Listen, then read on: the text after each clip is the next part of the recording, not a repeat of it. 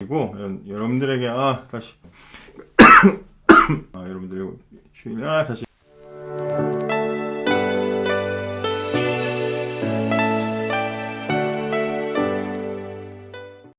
네, 여러분 반갑습니다. 오늘은 3월 19일 금요일입니다. 오늘도 여러분들에게 도움이 되는 그런 채널이 되도록 노력하겠습니다. 박 목사 채널입니다. 기억해 주시고 구독과 좋아요 많이 또 여러분들 댓글도 좀 남겨주시고요. 또 많은 분들에게 공유해 주시면 너무나 좋겠습니다. 지나간 것들도 말씀 나눔 여러분들이 꼭 한번 들어보시고 여러분들의 소감들 또 이렇게 나눠주시면 참 좋을 것 같습니다. 부탁을 드리겠습니다. 자, 오늘 본문은요 누가복음 19장 28절부터 48절입니다. 누가복음 19장 28절부터 48절. 예수님께서 이제 쭉 계속해서 이제 여리고를 지나고 예루살렘 성을 향해서 들어가시고 이제는 예수님이 십자가에 못 박히시고 죽으시고 부활하시는 것까지 이제 이야기가 전개가 되는 거죠. 그 중에 이제 오늘 본문에서는 예루살렘 성전에 들어가시는 예루살렘 성으로 들어가시는 장면이 소개가 되어 있습니다. 잘 아시는 대로 예루살렘 성으로 들어가실 때 나귀를 타고 들어가시고 사람들이 호산나 호산나 부르는 장면. 그리고 오늘 누가복음에는 예수님이 그 성을 보시고 우시는 장면.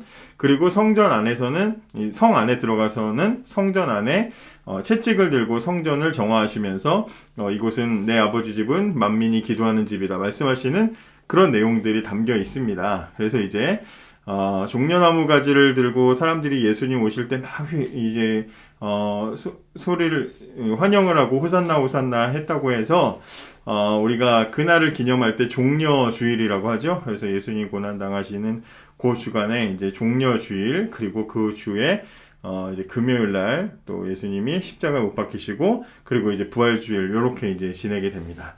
이달 마지막 주가 종려주일이죠. 그날 이제 이 오늘 본문의 사건이 일어나게 되는 겁니다. 다음 주죠. 이제 여러분들 그걸 기억하시면서 말씀 보시면 좋겠습니다. 오늘 우리가 읽은 말씀에 이제 이런 장면들이 소개가 되는데요. 오늘 본문을 오해하면은 예수님이 나귀를 가져오실 때 나귀를 돈 주고 가서 사와라 그게 아니고 여러분들 읽어보면 제자들을 보내서 나귀를 한 마리 이제 가지고 와라. 그럼 주인이 이거 왜 가져갑니까? 하면 주가 쓰시겠다 하라 이제 이러면서 이제 가져오게 하시잖아요. 주님이 쓰실 것이다 이러니까 주인이 그냥 주잖아요. 근데 이제 또 그런 장면도 있고 또 성전에 들어가서 예수님 막 채찍을 들고 성전 안에 막 장사하는 사람들 돈 바꿔주는 사람들 그런 사람들을 이제 막 채찍으로 막 이제 다 내쫓고 다 뒤집어 엎으시는 장면이 나온단 말이죠. 그런 장면들을 그냥 오해를 할 수가 있어요. 예수님 왜 그러실까? 이제 오해를 할 수가 있습니다. 왜 이런 행동을 하실까? 단편적으로만 보면 이해가 안 되는데요. 예수님의 이런 행동들은 다 구약이 예언했던 일들을 이루시는 그래서 예수님이 내가 바로 구약이 예언한 그 메시아야, 내가 하나님이야 라는 것을 보여주는 사건으로 우리가 본문을 이해하게 되는 거예요. 그렇게 이해할 수가 있습니다. 그걸 이제 오늘 그걸 살펴보려고 하는 거예요. 이때는 이제 6월절이 가까운 시기였기 때문에 유대 전국에서 수천 명의 사람들이 예루살렘에 이제 그 절기 명절을 지키기 위해서 예루살렘으로 찾아 올라오는 그런 과정이었습니다. 그때 이제 예수님은 그 많은 인파와 함께 오시면서 예루살렘 성에 이제 가까우시셨을 때 새끼 새끼라고 해야 되나? 새끼 나귀라고 해야 되나? 하여튼 나귀를 타시고 예루살렘 성을 향해서 들어오십니다. 많은 사람들이 예수님을 따라서 함께 예루살렘으로 올라가면서 이제 가게 되었고 예루살렘 성을 향해서 가까워지기 시작하니까 많은 사람들이 자신의 겉옷을 길에 깔고 무슨 레드카펫 깔듯이 길을 깔고요. 종려나무 가지를 흔들면서 호산나 호산나 다윗의 자손이여 찬송하리로다. 주의 이름으로 오시는 이여 가장 높은 곳에서 호산나 호산나 하면서 예수님을 찬양하는 장면이 이제 연출이 됩니다. 오늘 본문에서 예수님이 왕이시다. 예수님은 바로 왕이다. 라는 것을 보여주는 두 가지의 증거가 나타나는데 첫째는 뭐냐면 예수님께서 스스로 자신이 왕이라는 것을 드러내고 내가 메시아다라는 것을 드러내십니다. 언제 그러냐면 예수님이 예루살렘 가시면서 제자들을 보내서 나귀를 가져오게 하시잖아요. 그때 제자들이 나귀를 가져오라고 하니까 저 같아도 그렇게 물어보겠어요. 근데 그 주인이 뭐라고 하면 어떡해요? 이제 이렇게 물어보니까 예수님이 뭐라고 그럽니까? 주님께서 필요하시답니다 라고 말하여라. 31절이죠. 만일 누가 왜 나귀를 푸시오 하고 묻거든 주님께서 필요하시답니다 라고 말하여라 라고 말합니다.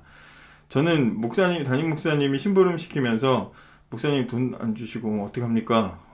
담임 목사님이 필요하시다 하여라 하면 저는 못 갑니다. 그런데 여기 제자들은 이 예수님이 시키시는 대로 가서 순종을 해요. 그래서 나귀를 풀었더니 진짜 주인이 물어봐요. 그랬더니 이 제자들이 예수님이 하신 대로 주님께서 필요하시답니다 했더니 가지고 온 거예요. 자, 이게 왜 예수님이 메시아고 왕이라는 것을 드러내는 장면인가 하면 예수님이 지금 제자들한테 뭐라 그랬죠? 주인이 왜 푸냐고 하면 뭐라 그럽니까? 그랬더니 예수님 뭐라 그래요? 주님께서 필요하시답니다. 예수님이 자신을 지금 주님이라고 그렇게 지칭을 하고 계십니다. 여러분 이게 우리 글자로 그냥 단어로는 흔한 단어인데요. 주님이란 단어는 흔한 단어라고 보일 수 있는데요. 유대인들에게서는 아무도 이 단어를 사용하지 않습니다. 주님이라는 단어를 사람에게 사용하지 않아요. 이 주라는 단어는요, 오직 하나님, 메시아에게만 사용하는 단어였습니다. 그런데 예수님이 지금 뭐라 그래요? 메시아가 그것을 필요하답니다 라고 말하라는 거예요. 의역을 하면 그렇다는 거예요. 그 낙이 왜 가져갑니까? 하나님께서 필요하시답니다 이렇게 말하라는 거예요. 예수님이 자신을 지칭하면서 하나님 또 메시아에게만 사용했던 주라는 단어를 썼다라는 것이죠. 그래서 예수님께서 자신의 신분을 이 장면에서 굉장히 노골적으로 노출하셨다라는 것을 우리가 보게 됩니다.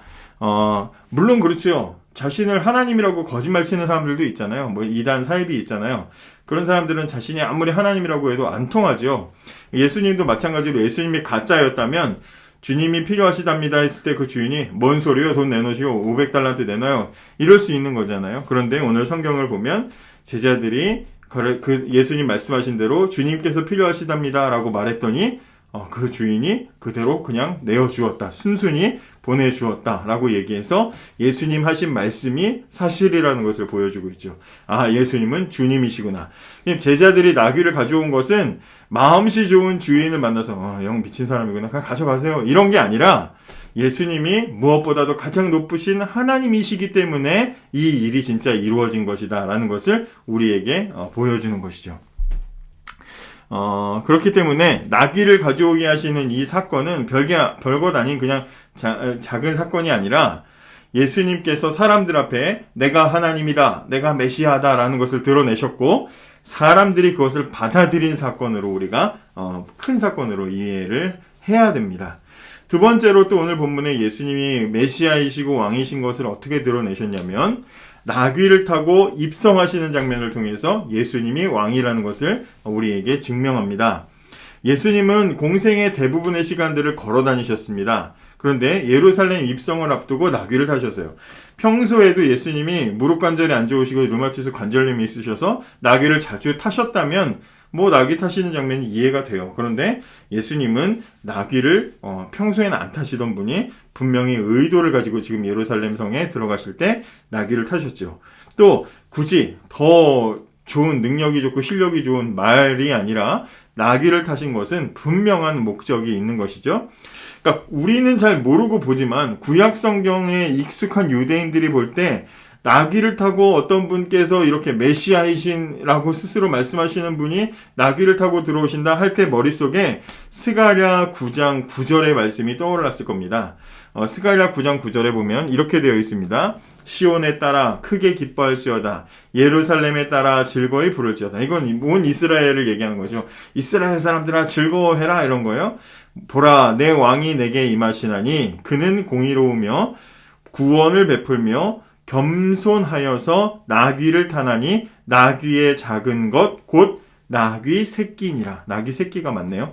나귀 새끼를 타고 오는 겸손하고 공의롭고 구원을 베푸는 왕이 올 것이다라고 이렇게 스가랴서가 예언을 하고 있어요. 그러니까 스가랴의 예언에 따르면 나귀 새끼를 타고 오시는 분은 공의로우시며 구원을 베푸실 겸손하신 왕이시라는 거죠. 그러니까 예수님이 그 장면을 딱 연출하셨을 때 구약에 익숙한 유대인들은 딱 그분이구나. 스가랴 9장 9절이 딱 이어지면서 그분이구나 라는 것을 인지하게 되는 것이죠.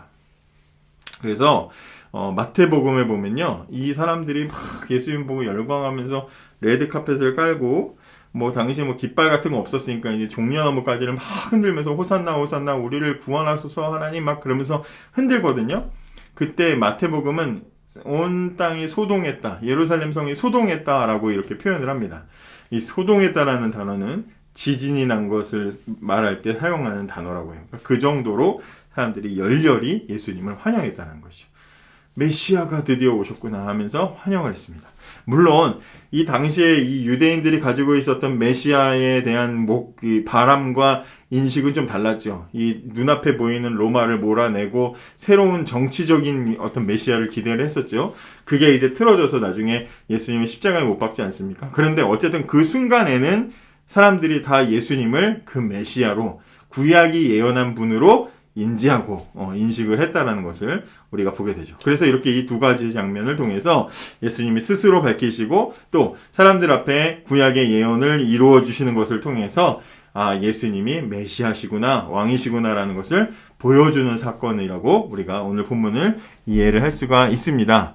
예수님은 단지 훌륭한 율법자 뭐 그런 분이 아니라 좋은 선생 이런 분으로 오신 게 아니라 구약의 예언을 이루시기 위해서 오신 하나님이시고 메시아이신 것을 우리에게 알려주는 거죠. 그런데 예수님이 그런 분이라고 해서 그것이 당장 우리에게 위로가 되지는 않아요. 예수님이 하나님이고 예수님이 메시아인데 그게 나한테 위로가 되지는 않습니다. 여러분, 그런데 중요한 것은 예수님이 아무리 왕이시고 메시아라고 해도 그것 자체가 우리에게 위로가 되지는 않습니다. 예수님이 아무리 말씀을 많이 이루시고 구약 성경을 막 이루시고 매일매일 구약 성경을 막 수천 가지 이루신다고 해도 당장에 직접적으로 그것이 저와 여러분에게 유익이 되지는 않아요. 그런데 이 예수님의 예루살렘 입성 사건이 우리에게 위로가 되는 그 포인트가 있습니다. 그것이 뭐냐면 가장 위대한 왕이시고 가장 공의로운 구원을 베푸신 그 메시아이신 하나님께서 예루살렘에 찾아오셨다라는 것이 우리에게 위로가 되는 거예요. 여기 포인트가 있습니다.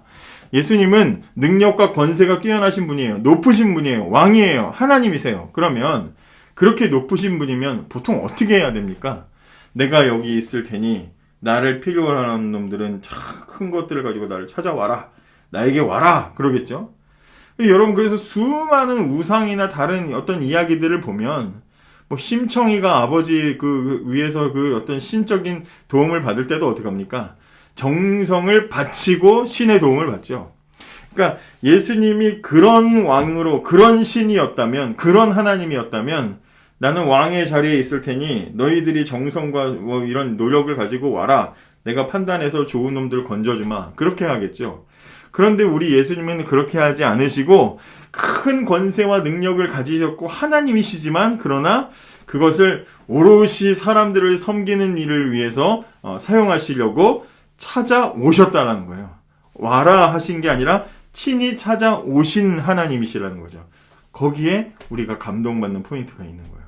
그냥 구약이 이루어졌구나, 대단하다, 거기에 우리의 감동이 있는 게 아니라 그런 대단한 분이, 그런 위대하고 높으신 분이 나를 찾아오셨다라는 것이 감동의 포인트라는 거죠. 마치 삭개오가 예수님이 우러러보시고 이름을 부르시고 직접 친히 초대당하신 것처럼 우리에게도 똑같은 사건이 일어나게 되는 것이죠. 거기에 감동의 포인트가 있는 것입니다. 세상의 다른 종교와 다른 점이 바로 여기에 있는 것이죠. 예수님이 예루살렘에 찾아오신 것처럼 저와 여러분을 찾아오셨습니다. 우리가 아무것도 알지 못한 때부터 우리를 찾아오셔서 우리와 동행하시고 우리의 왕이 되시고 우리를 일깨우셔서 우리가 하나님의 백성이 되도록 인도해 주셨죠. 우리와 함께 하신다고 대단한 유익을 얻으시거나 무슨 하나님의 영광에 조금이라도 보탬이 되는 것도 아닌데 십자가 고난이 있는 줄 아시면서도 그 길을 기쁨으로 기꺼이 오셨다라는 것이 우리를 감동시키는 포인트다라는 것을 우리가 기억을 해야 되는 것이죠. 본문에 우리를 향한 예수님의 마음이 참 잘 표현이 되어 있어요. 어떤 부분입니까? 바로 멸망할 예루살렘을 보시면서 우시는 거예요.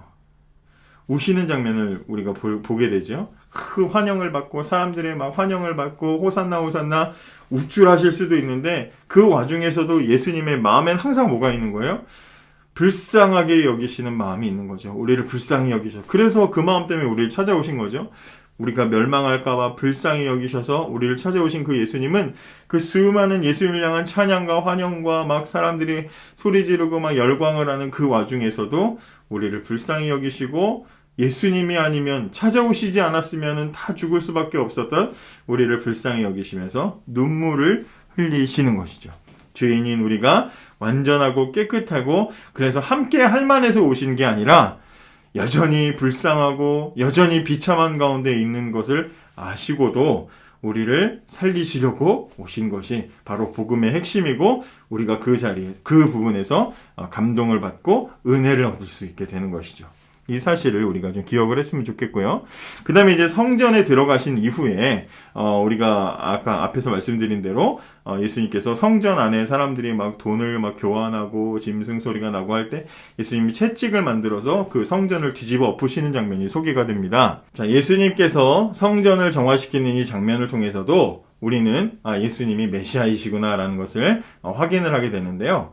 앞에서 호산나 환영을 받으시고 낙이 타시고 입성하시는 예수님의 모습에서는 구원자이신 메시아의 예수님의 모습을 보았다면 이 성전에서 채찍을 들고 성전을 뒤집어 엎으시는 예수님의 모습에서는 심판자이신 메시아 예수님의 모습을 보게 됩니다. 성전에서 보면 예수님께서 이 성전 안에서 채찍을 들고 뒤집으시면서 성전의 시대가 끝났다라는 것을 보여주시는데요. 구약 제사에 있어서 제물은 제일 중요해요. 제물을 이 짐승을 갖다 바치잖아요. 근데 그 짐승의 의미가 뭡니까? 내가 죽어야 되는데 내 죄를 대신 이 짐승에게 넘겨서 이 짐승이 대신 죽어서 내 죄가 용서받는 거잖아요.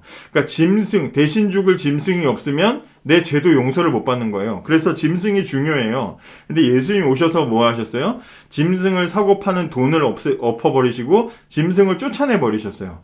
성전에서 구약 제사에서는 짐승이 중요한데 그 짐승을 없앴다고요. 그러면 죄의 용서도 없는 거예요.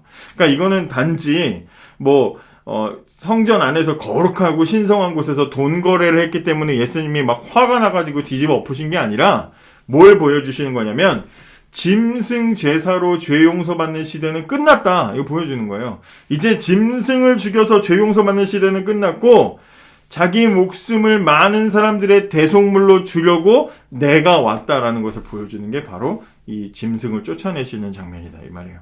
그 장면의 의미다 이 말이죠.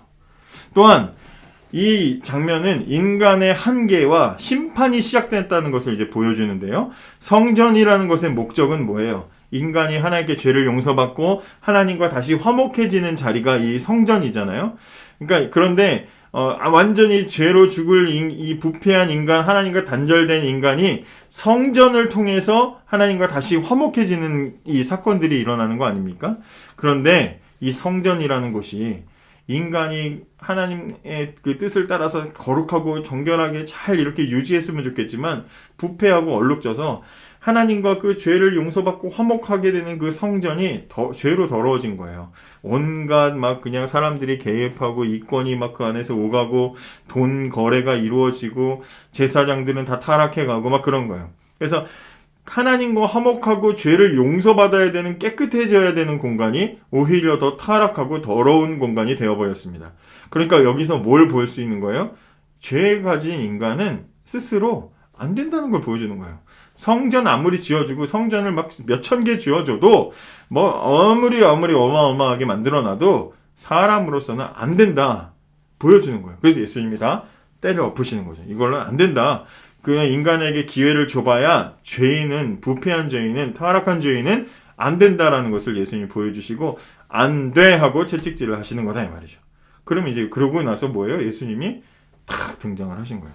저는 그래서 처음에 이 말씀을 묵상할 때 아니 예수님 개인이잖아요. 예수님이 제자들과 함께 조직해서 훈련을 하시고 들어가서 때려 엎으신 것도 아니고 영화를 보든 뭘 보든 책을 보든 성경 본문을 읽든 예수님 혼자서 채찍 들고 막 뒤집어 엎으시는데도 사람들이 수많은 사람들이 있었을 텐데 예수님에게 막 반박하고 너 뭐냐 막 그러면서 어떤 사람들이 예수님과 맞서 싸웠더라 그런 말이 없어요. 예수님 채찍질하니까 다 쫓겨나가요. 그래서 아니 예수님이 그렇게 막 체구가 좋고 막 강한 분도 아니었는데 어떻게 예수님 한 분이 채찍질했다고 다 쫓겨났을까? 이해가 안 됐거든요. 이게 물리적으로는 이해가 안 되잖아요. 그런데 이 장면의 의미가 단순히 예수님이 그냥 보시고 화가 나가지고 여기 더러운 놈들아 하면서 하는 게 아니라 메시아로서 권위를 가지신 하나님으로서 구약의 시대는 끝났어. 또 인간의 노력으로 인간의 수고로 죄를 용서받는 것은 안 돼라는 것을 하나님의 권위로 메시아로서 보여주시는 심판의 모습이 나타났기 때문에 아무도 예수님을 방해할 수가 없고 막을 수가 없었구나라는 것을 이 본문을 통해서 이해를 하게 되었습니다. 채찍은 심판의 시작을 알리는 도구가 된 거죠. 누구도 예수님을 막을 수가 없었습니다. 오늘 본문은 우리 본문은 여기서 끝나지만 마태복음에 보면 예수님께서 채찍질로 다 쫓아내신 요 자리에 심판을 보여주시는 이 자리에 마태복음 21장 14절에 보면 소경과 저는 자들이 성전에서 예수님께 나와서 고침을 받는 장면과 그 다음에 그 장면 속에서 뒷배경으로 많은 아이들이 조금 전에 그 예루살렘 성 들어오실 때 사람들이 호산나 호산나 호산나 높은 곳에서 불렀던 그 노래를 아이들이 막 유행가처럼 따라 부르는 장면이 같이 나옵니다. 마태복음에서는 그렇게 나오고 끝이 나거든요. 채찍으로 성전을 뒤엎으시고 막 소란하고 난리가 났겠죠. 짐승 소리 나고 돈 굴러가는 소리 나고 사람들이 이게 뭐냐 막 그러면서 온갖 소리가 나고 막 그냥 그 소음이 가득한 곳이었을 거예요. 한순간 성전이 아수라장이 됐을 겁니다. 그런데 그때 이 예수님을 본 소경과 또 도움이 필요한 사람들이 예수님에게 나왔고 예수님이 그들을 고쳐주셨습니다. 그리고 이 배경으로 호산나 노랫소리가 들렸어요. 자, 이건 뭘 얘기하는 거냐면 예수님이 소경을 고쳐주시는 것은 그냥 병자를 고쳐주는 사건이 아니라 사실 예수님이 소경을 고쳐주시는 것도 의미가 있어요. 이사야 선지자가 메시아가 오시면 하시는 일 중에 뭘 얘기했냐면 소경을 고치는 걸 얘기해요. 이사야 선지자가 메시아에 대해서 예언한 사람이 이사야 선지자잖아요. 그래서 마태복음에 보면 예수님이 오늘 이 이야기 전에 예루살렘 성전에 들어가시기 전에 소경을 고쳐주시고요. 예루살렘 성전에 들어와서 이 성전을 다시 깨끗하게 하신 뒤에 다시 소경을 고쳐주는 장면이 보여요. 그러니까 예수님이 소경을 고쳐주시는 장면은 단순히 병자를 치료하시는 게 아니라 나는 메시아야 보여주시는 건데 그것을 예루살렘 성전에 들어오기 직전과 직후에 보여주셔서 내가 메시아야 라는 것을 사람들에게 다 드러내고 그 혼란한 순간 막 짐승이 쫓겨나고 동전이 뒤엎어지고 막 채찍질로 난리가 난 그 현장 속에서도 내가 메시아야 라는 것을 예수님이 증명해 보이시고 그때 그 배경 무슨 드라마나 영화의 배경음악처럼 그 뒷배경으로 애들이 호산나 호산나 다윗의 자손이여 하는 소리가 울려 퍼지는 거예요. 기가 막힌 장면인 거죠. 이걸 알고 보면은 막 이 장면이 얼마나 기가 막히게 보이는지 몰라요. 거기서 눈치 없이 바리새인들 막 이 사람들이 막 저 애들 좀 조용히 하라고 막 그러니까 예수님이 거기다 대고도 이제 내가 쟤네 입 막으면은 돌들도 막 노래 부를 거다. 그렇게 이야기를 하게 되는 것이죠. 그렇게 다 입체적으로 본문을 이해할 때 이 장면은 예수님이 구원의 메시아로 심판의 주인으로 오시는 장면이구나 라는 것을 우리가 본문을 통해서 확인을 하게 되는 것입니다. 여러분 성전의 시대가 끝나고 자신을 대속물로 주려고 오신 예수님의 시대가 이제 시작되는 것이죠. 인간은 더 이상 짐승의 희생으로 구원받는 게 아니라 예수 그리스도의 십자가를 통해서 구원을 받는 시대가 되는 거죠. 이제 제사에 얽매일 필요가 없고요. 다른 제물로 하나님께 나아갈 일이 없게 되는 거죠. 이제는 예수 그리스도를 통해서 하나님께 나아갈 길이 열렸고 그 길을 위해서 예수님은 십자가를 지러 이제 가시는 것이죠. 이제 우리는 예수님이 가시는 길을 따라가면 예수님이 유일한 소망의 길이시고 완전한 구원의 길을 여시는 것을 우리가 목격을 하게 되겠죠. 히브리서 10장 20절에 보면 그 길은 우리를 위하여 휘장 가운데로 열어놓으신 새롭고 산 길이요 휘장은 곧 저의 육체니라. 예수님 자신의 육체를 십자가에서 찢으심으로 우리에게 새로운 산 길이 열리는 사건이 일어나게 되는 것입니다. 인간이 세운 모든 죄악과 부패를 뒤엎으시고 자신의 육체를 대신 주셔서 새롭고 산 길의 구원의 길을 주시는 이제 예수님을 우리가 발견을 하게 되는 것이죠. 이제 오늘도 우리에게 또 새롭고 산 길을 열어주시는 예수님을 믿음으로 바라보면서 승리하는 찬양하는 그런 예수님을 기쁨으로 맞이하는 우리들 되었으면 좋겠습니다. 한 주간도 또 주말도 승리하시기 바랍니다. 감사합니다.